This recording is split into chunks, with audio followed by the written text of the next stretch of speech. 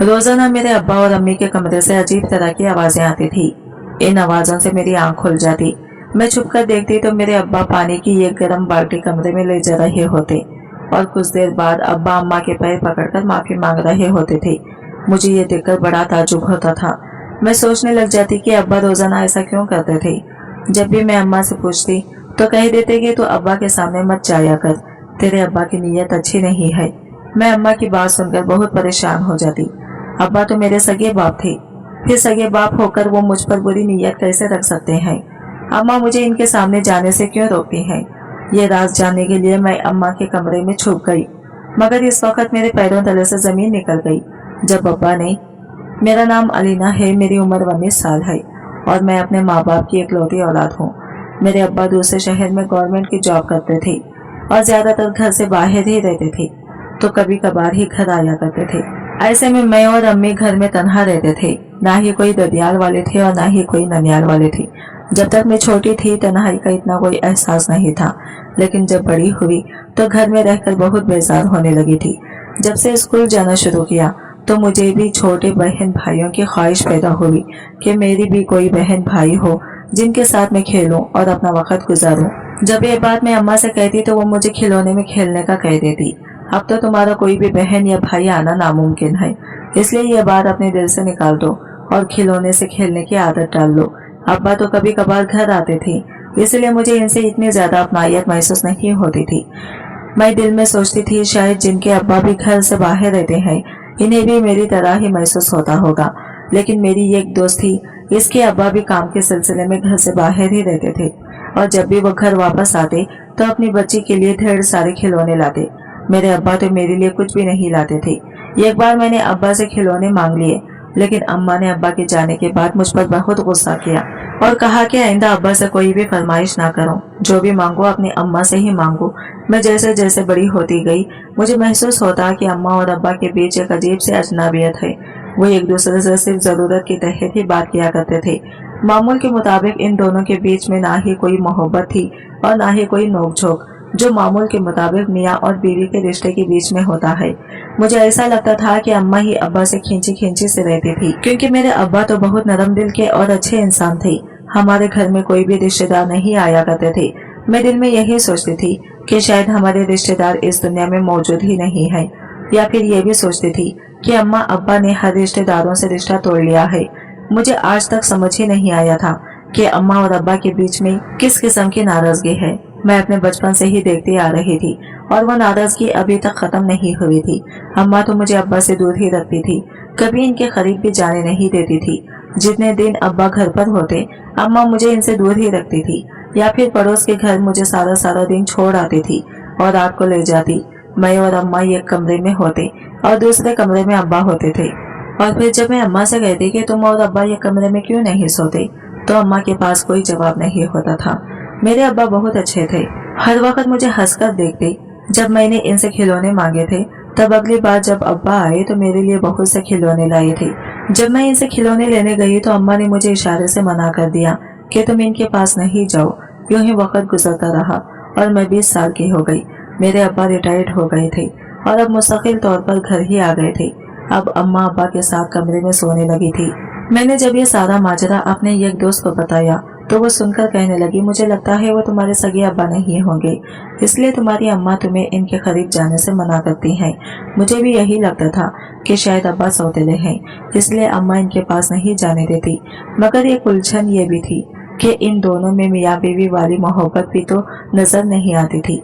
पहले मैं सोचा करती थी कि शायद हमारा कोई रिश्तेदार इसलिए नहीं है कि अम्मा अब्बा ने भागकर शादी की होगी, मगर इनको देखकर लगता नहीं था कि इनके दरमियान कभी पसंद का रिश्ता भी रहा होगा। अब्बा की तरफ देखकर कभी कभी मुझे महसूस होता था कि वो अम्मा से प्यार करते हैं, इनकी फिक्र करते हैं, क्योंकि वो जब भी बाहर से आते थे तो अम्मा के लिए गजरे जरूर लाते थे, मगर अम्मा इन गजरों की तरफ देखती भी ना थी और वो वही पड़े पड़े सूख जाते। अब्बा की पेंशन अच्छी खासी बनी थी, इसी पर घर का सारा निजाम चल रहा था। अब्बा अब सारा दिन घर में ही होते थे। इन दिनों में कॉलेज में पढ़ती थी। जब एक दिन मेरी मुलाकात मेरी सहेली के भाई से हुई, इसका नाम रियान था। वो पहले ही नजर में मुझे बहुत अच्छा लगा था। इसने मुझसे बड़े इखलाक से बात की। मैं घर आकर इसके बारे में सोचती रही। अगले दिन मैं कॉलेज गई तो वो भी अपनी बहन को छोड़ने आया हुआ था। मेरी दोस्त मुझे कहने लगी कि मैं आज तुम्हें अपने घर लेकर जाऊंगी, मगर ये बात तुम अपने घर में किसी को मत बताना। मैंने सोचा मैंने किसी को बताना है, किसी को मेरी फिक्र ही नहीं है।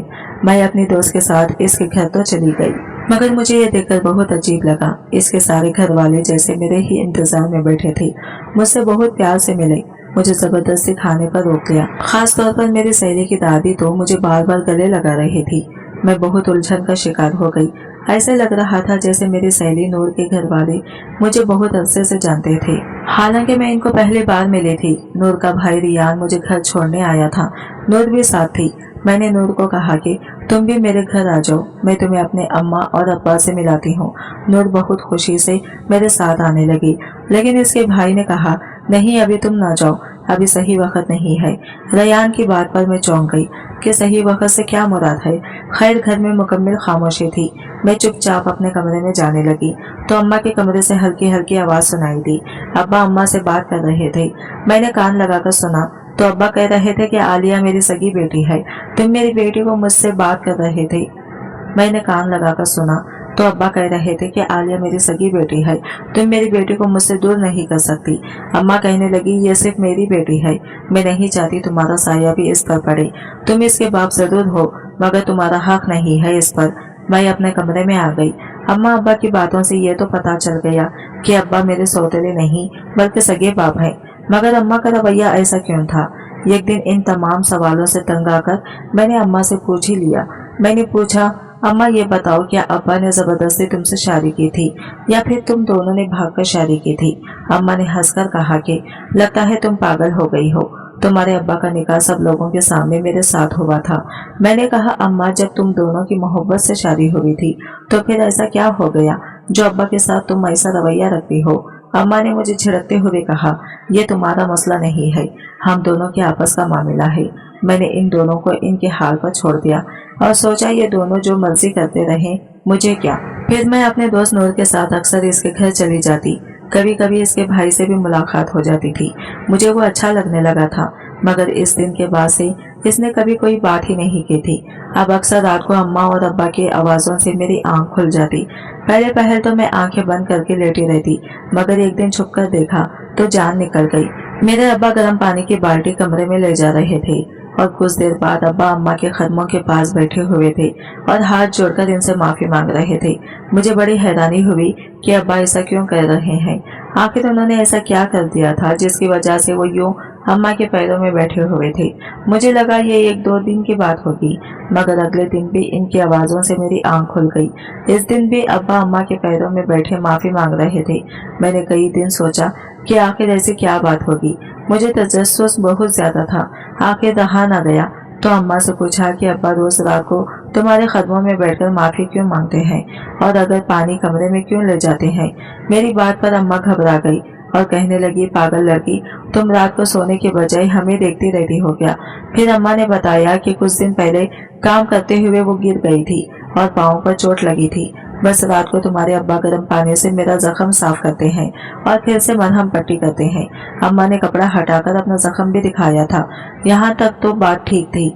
जब मैंने पूछा कि अब्बा तुम्हारे पाँव पकड़कर माफी क्यों मांग रहे होते हैं, तब अम्मा गुस्से में आ गई और बोली कि मैं हर बात तुम्हें नहीं बता सकती और तुम अपने अब्बा के सामने मत जाया करो।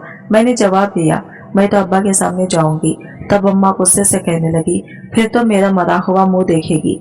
मैं बहुत जल्द तुझे इस घर से रुखसत कर दूंगी।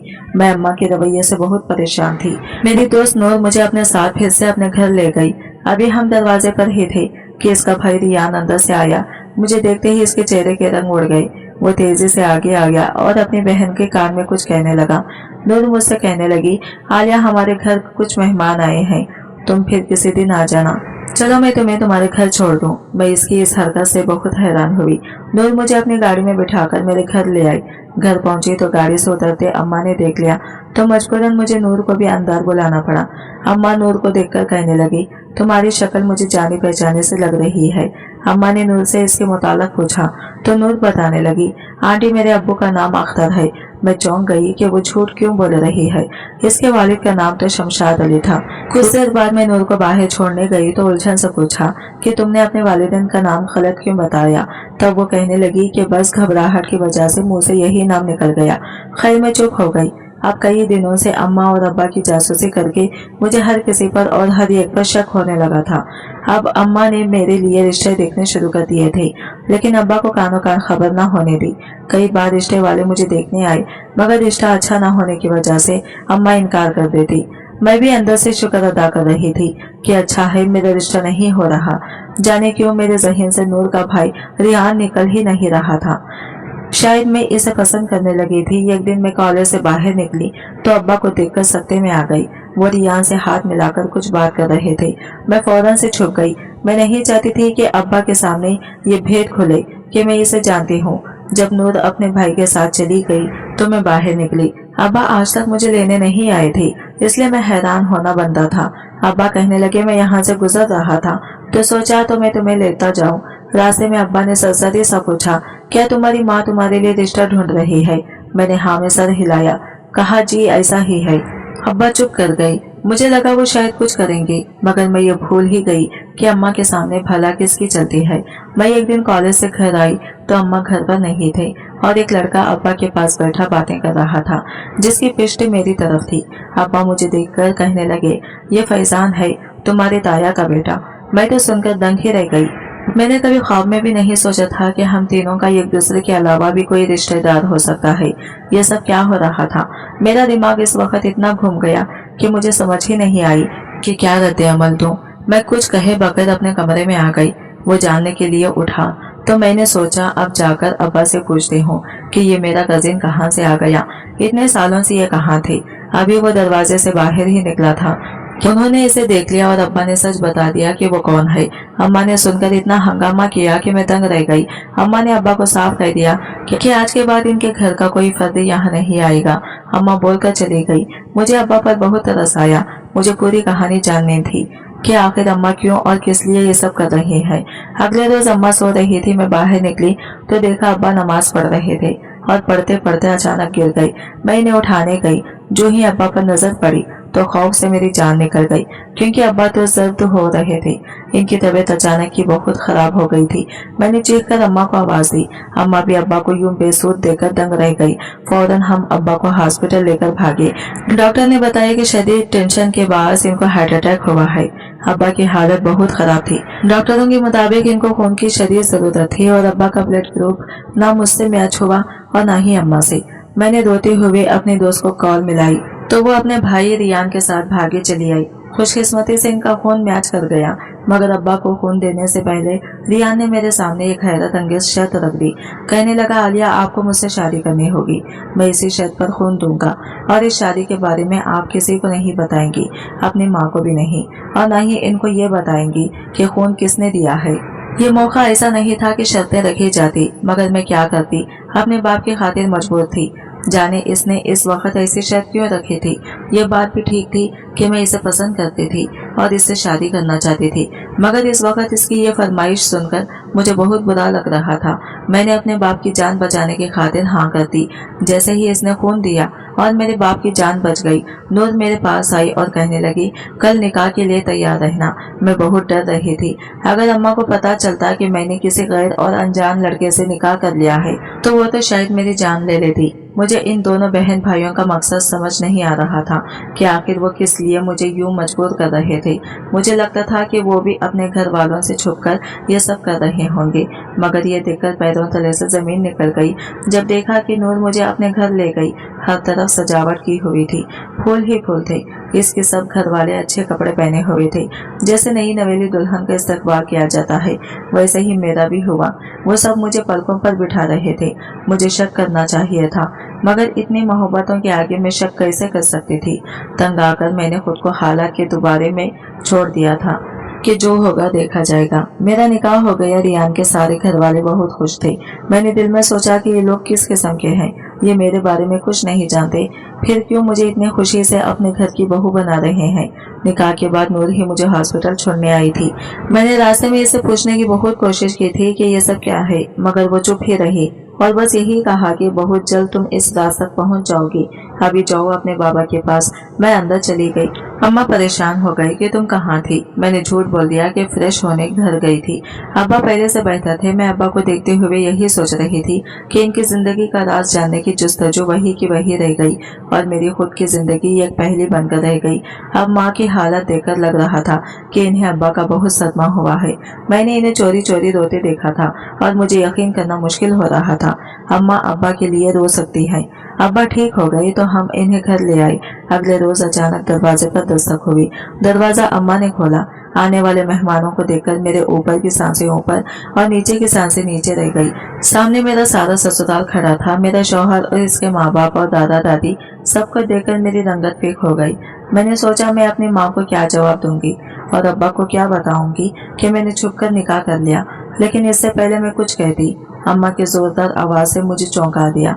वो आने वाले मेहमानों से पूछ रही थी, आप सब यहाँ क्यों आए हैं? हमारा किससे कोई रिश्ता नहीं है। रियान बाबा अंदर आए और कहने लगे, हमारा तुमसे रिश्ता चाहे तो मानो या ना मानो, मगर तुम्हारी बेटी के साथ तो हमारा रिश्ता है। यह हमारी भतीजी और बहू है। कुछ दिन पहले ही मेरे बेटे रियान के साथ इसका निकाह हुआ है। अम्मा दहल कर सीने पे हाथ रखा और मुझे ऐसी नजरों से देखा कि मैं शर्म के मारे जमीन में गिर गई। वो लोग कुछ देर बैठकर चले गए। मैंने अम्मा को कहा कि अम्मा, तुम्हें इन लोगों से क्या मसला है? अब्बा के साथ ऐसा क्यों करती हो? मुझे खुलकर बता ही दो। अम्मा मुझे कमरे में ले गई और सारी हकीकत बताना शुरू की, जिसे सुनकर मेरा दिमाग ही चकरा गया था। अम्मा बोली, मैं और तुम्हारा बाप मुनव्वर कॉलेज के जमाने से ही एक दूसरे से मोहब्बत करते थे और शादी करना चाहते थे। खुशकिस्मती से घर वालों को भी कोई एतराज नहीं था। मुनव्वर ने रिश्ता भेजा जो मेरे घर वालों ने कबूल कर लिया और यूं हम पहले की निस्बत ज्यादा आसानी से मिलने जुलने लगे। एक बार तुम्हारे बाप मुनव्वर ने सब दोस्तों की दावत की। इस दिन सबने बहुत एंजॉय किया। जब सब चले गए और मैं जाने लगी तो मुनव्वर ने रोक लिया कि अभी मत जाओ, कुछ देर बातें करते हैं। बातों बातों में वक्त का पता ही न चला और कब हमारी तन्हाई में शैतान घुस आया कुछ पता ही न चला। मैंने मुनव्वर को रोकने की बहुत कोशिश की, मगर वो मुकम्मल तौर पर बहक चुका था। मैं कुछ न कर सकी और चुप करके रोती रही। सुबह हुई तो वो बहुत शर्मिंदा था, मगर मैं बदनाम हो चुकी थी। रात भर मंगेतर के घर रहने वाली लड़की को मोहल्ले वालों ने ताने दे देकर जीना मुहाल कर दिया। मेरे घर वाले बहुत तकलीफ में थे क्योंकि लोगों की बातें बहुत तकलीफ देती थी।